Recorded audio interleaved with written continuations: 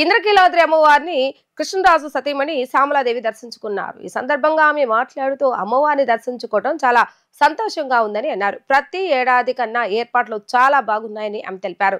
కృష్ణరాజు గారు ఉన్నప్పుడు ఆయనతో కలిసి ప్రతి ఏడాది కుంకుమ పూజ చేసుకునేదానని అమ్మవారు మా ఇలవేల్పని తెలిపారు. ఏర్పాట్లు చాలా అద్భుతంగా ఉన్నాయని ఆమె తెలిపారు. దర్శనం ఎలా జరిగింది? చాలా బాగా జరిగిందమ్మా.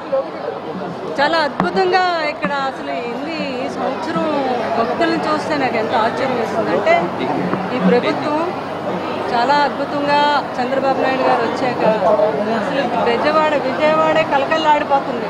అంత అద్భుతంగా అమ్మవారి దర్శనాలకి ప్రతి మహిళ ఈరోజు నేను చూసాను కదా, 35 దగ్గర నుంచి 8,000 మంది వచ్చారు అంటే అంత బాగా ఏర్పాట్లు చేశారు. ఫ్రీ బస్సులు వేశారు, స్త్రీలకు ఎవరికి ఇబ్బంది లేకుండా. దానివల్ల అందరూ అంతమంది రాగలిగారు. ఇయ్యారు చాలా అద్భుతమైన ఏర్పాట్లు చేశారు. ఏ ఇబ్బంది ఎవరికి జరగకుండా నేను కూడా చక్కగా వెళ్ళి అమ్మవారిని మంచిగా దర్శనం చేసుకున్నాను. ఈ విజయదశమికి మీ అందరూ బాగుండాలని మనస్ఫూర్తిగా కోరుకుంటున్నాను. అమ్మవారి ఆశీస్సులు కూడా అందరికీ ఉంటాయి. మీ అందరికీ విజయదశమి శుభాకాంక్షలు.